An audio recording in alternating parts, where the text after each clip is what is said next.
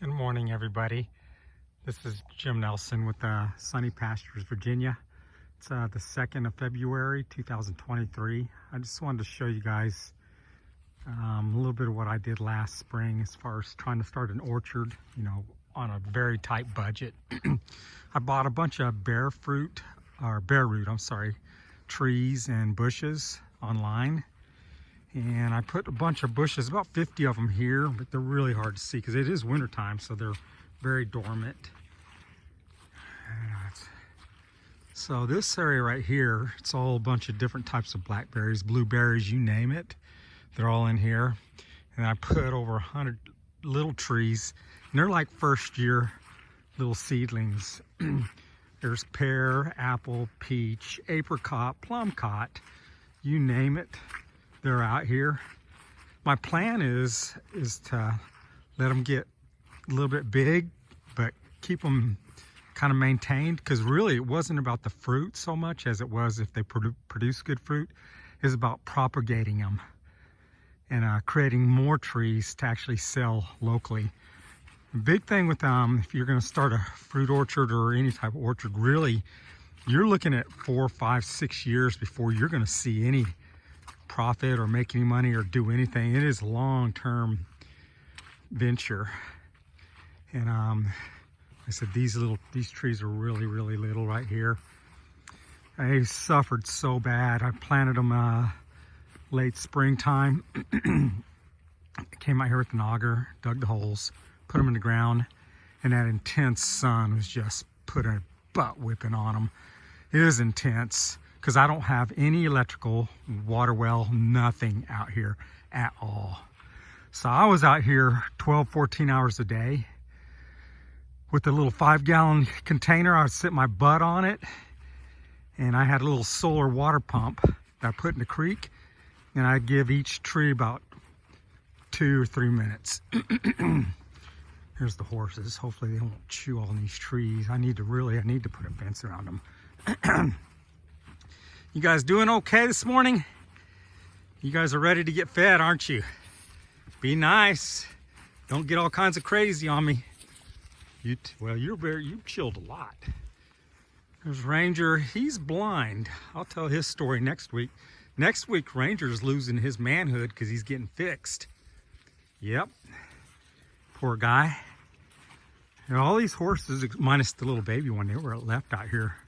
Anyways, on here, I don't have it because it's a little solar panel I normally have out here, right here on this pallet that I use. And it's got a little controller. Normally, I just set the controller right here at the base of the pallet. And then I have a 30-foot little pump that goes. Unfortunately, it's really nasty muddy right now. I mean, you can tell. It's like, holy crap, it's nasty. Anyways, I got a 30-foot electrical water pump that I lower into the creek here into a 5-gallon bucket. It has a lot of holes, keeps all the big twigs and stuff out.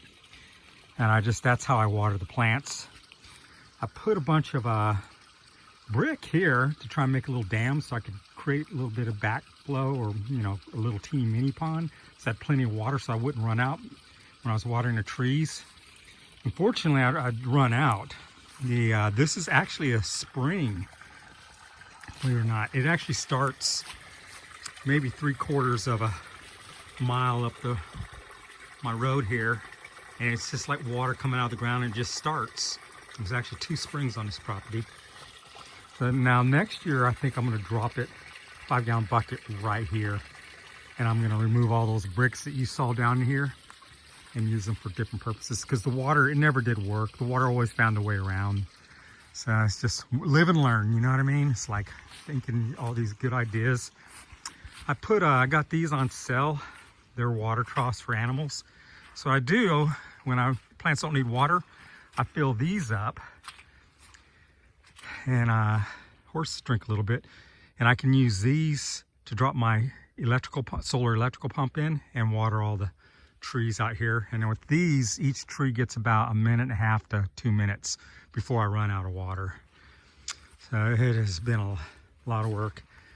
Hopefully, when I finish that old 1910 house, I've got a lot of storage that and I can just start storing everything in there instead of outside in the elements.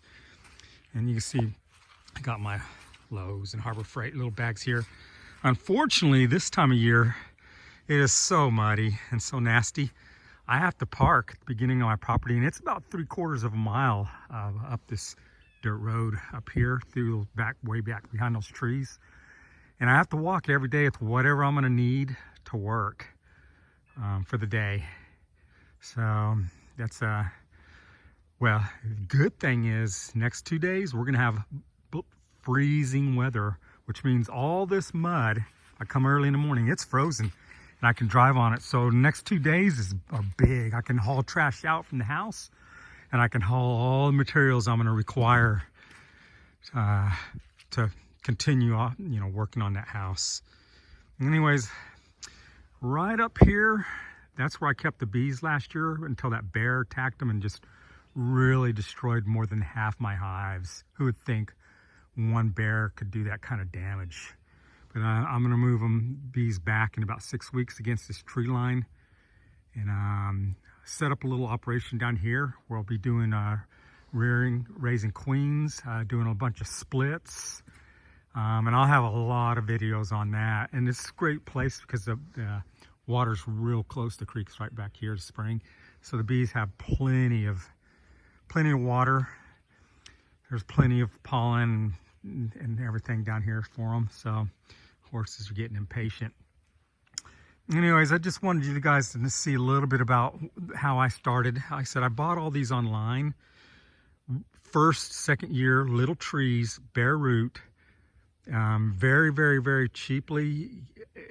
I mean, to buy all these established, can you imagine what it would cost? I mean, tens of thousands of dollars. So yeah, I've got to wait 4 or 5 years, and they're ugly, and I'm not even sure how many of them are going to survive the first year, and I'm going to have to replace them. We'll know a heck of a lot more in 6 weeks, won't we? So man, I hope at least 60 or 70% of them survived. I really do. And I'm going to fence them to keep you guys from getting in there, because oh boy, horses do not like that mud either. Anyways, want you to see, my operation. It's like I said, fruit trees like this, you won't see a single penny for many years. I'll start propagating when I can and selling them, and that's the whole idea. I've also got a big area close to the house where I'm gonna actually put a bunch of trees, and I bought a bunch. You can buy the real inexpensive seedlings, and some of the real small ones, they're like I bought pear, apple, and cherry, and they're about the size of this little one right here. And I'm just going to plant them all over around this property, all over the place, and they're going to really be just a food source for birds and deer and animals. So you'll see those pretty soon. Hey, alrighty guys. Anyways, please like and subscribe. Let me know how you guys are doing, and I appreciate everything, and I hope everybody has a great day and a great 2023.